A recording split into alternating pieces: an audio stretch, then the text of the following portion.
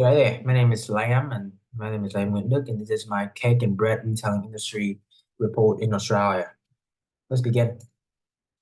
So first, executive summary. So Australia has a very diverse and independent as well as very mature and healthy baking industry with many various bakery ranging from independent bakeries, franchising groups, supermarket bakeries, and even believe it or not, bakery manufacturer. With a market size of roughly $9 billion in 2021 and a projected growth of 2%. This is a very stable and very healthy and maturing market. The first thing first to notice when entering this industry is firstly the consumer trends as it is the defining factors of success or failure. Trend towards artisanal and health conscious item has been on the rise due to post pandemic behavior. More people are more concerned about their well-being.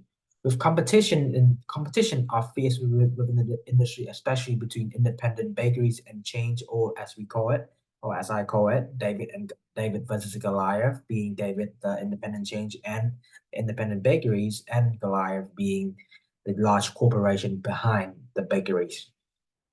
Challenges and opportunity includes consumer preferences towards a artisanal and health conscious and healthy product. This is a challenge because of the ever rising costs and ingredients to make it. Right. Industry background. So with a market size of roughly $9 billion, it is very maturing. And it is a very stable industry to go into. With Now, as stated before, we have obviously the four kinds of range or level to go being a bakery, first being independent, secondly franchise, supermarket, and even manufacturing.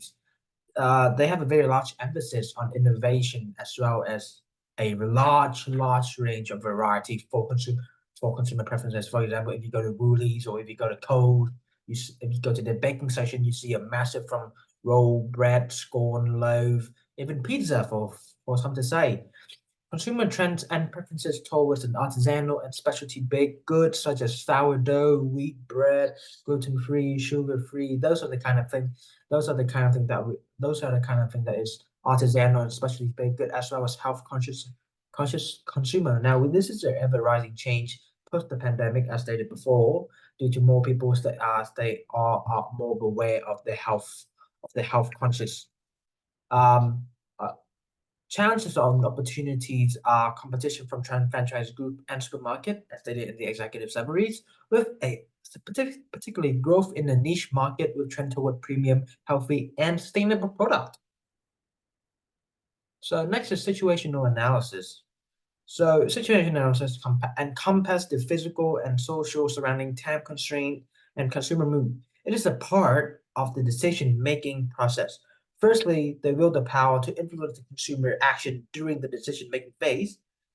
Secondly, they can lengthen, shorten, or even entirely stop the decision itself. These factors interplay dynamically, impacting the consumer behavior and choice during all stages of the decision processes. Oh, I am very sorry about that. Macro-environmental analysis. Now, macro-environmental is the encompass the external force that is directly or indirectly influencing an organization acquisition of input, whether it may be human, financial, natural resource, or even information, such as, for example, natural disaster, government decision, the process of assessing and interpreting these information through scanning as well as environmental analysis help to identify potential threat towards the organization itself, possess, or the opportunity that it may possess. So firstly is social cultural impact on baking. So social culture are the influence in the society and its culture that brings about change in attitude, belief, norms, custom, and even lifestyle. Change in the population demographic, for example, such as age, gender, race, ethnicity, marriage status, and income, they all influence one's consumer behavior. You let's say for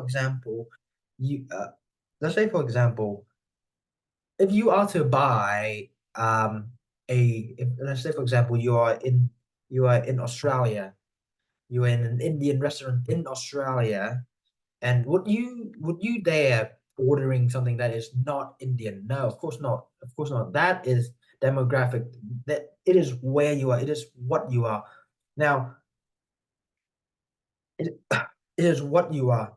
So culture diversity, diverse workforce help to drive innovation and integrating different techniques. For example, let's say a baker from Vietnam might know a different technique than an Australian baker, and by integrating that technique, you are driving the business forward.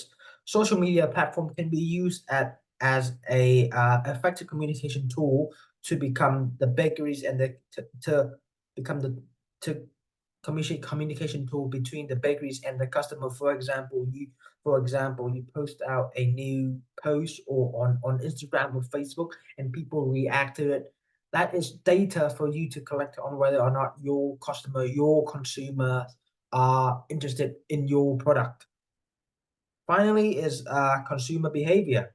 Now, consumer behavior shape attitude, belief, and other things that it is what makes the buyer, it is what makes the consumer buy. Exactly right. It is what makes the consumer buy. It is how they spend the money. Okay.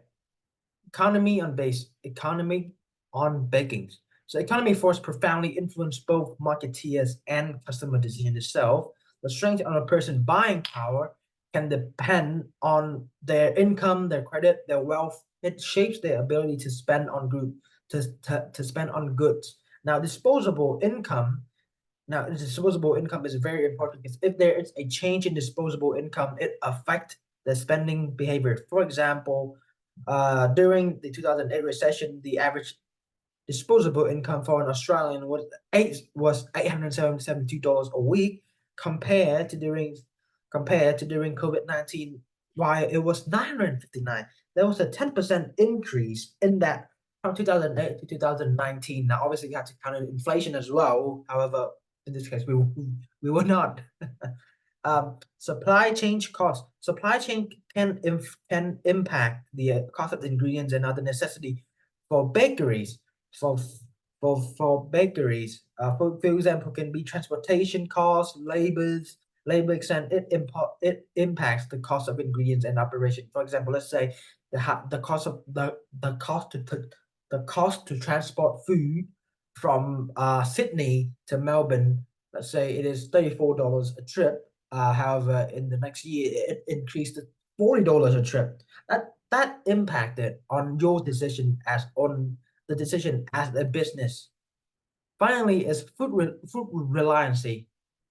Now, food reliancy is how where it's where you are and how self-reliant that country of or that geographic location is strong on food. So, for example, Australia has a very strong agriculture sector, which ensure food stable, food stability, meaning that the market price will mostly not fluctuate it, hence affecting your business.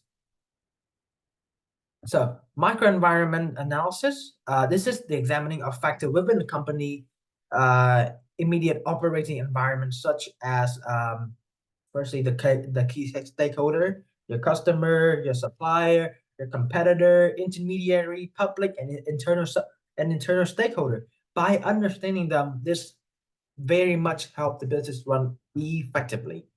Secondly, is strategic and opportunity and risk management and risk mitigation.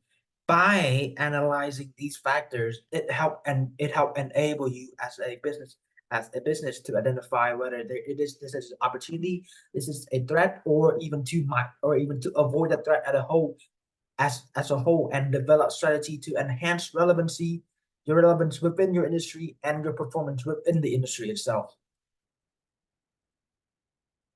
So supplier impact. So supplier can influence the product quality, availabilities, and the cost of innovation and the cost within of your business. This can differentiate your product from your competitor, while efficient supply chain management can also ensure timely deliveries, and supplier practices can also affect your brand reputation and ethic. Let's say, for example, you are buying your flour from a person who is hiring immigration workers, who are underpaying them, who are forcing them to work over hours. Now, let's say the press find out about that, and you are in trouble now because you are associated with that person as a brand who buy stuff from them, who buy your flowers from them. Yes? Okay. So these are the main competitor review of the baking and of the bakers of the baking industry in Australia, with Goodman Fielder being the largest baking manufacturer in Australia, with a revenue with a yearly revenue of roughly $2.1 billion. Their key strategy is the diverse range of their products and innovation, not only ranging within bakery, but also expanding to other industry, such as milk. We're talking milk, we're talking oil, we're talking pizzas and etc. etc. etc. They are a massive. They boast a range of products focusing on their brand diversification and lead and as I mentioned, Australia leading bakery manufacturer. The second is George Weston Food. They are a, they are they have a yearly revenue of $1.6 billion. They are a premium product positioning and brand management firm, focusing on delivering a premium product with a well-managed brand portfolio. Aside from baked goods, also provide in meat goods and from ham to sausages. Surprising, yes? By diversing themselves as a premium product manufacturing, they are enhancing their brand images, hence drawing more customer in. Thirdly is Arnold Biscuit. Now we are we are very similar with this brand. They have a year revenue of $1.2 billion. It is an iconic brand recognition. It is an iconic brand recognition because it is one of the most produced one of the most produced one of the most associated brand with Australia's most beloved biscuit, the Tim and Tam. Yes. Widespread recognition due to their iconic, long-established brand. They focus on innovation and they focus on product innovations and brand images, covering all products from snacks such as Tim and Tam all the way to a Solis biscuit. Now, finally, is segment analysis. We are trying to use the first method. Our method is to analyze demographic, psychographic, behaviorographic, behavioral, and geographic, whether that person live, whether that whether that consumer live, how do they spend their money, and how how can we influence them to spend more money. Profiling and characteristic, as stated before, we have, let's say for example here we have three type of person. Firstly being the tech enthusiast, business budget consumer, and the business professional. What are we to profile and characters? This is what we will have. This is how we will profile and character by profile them using characteristic.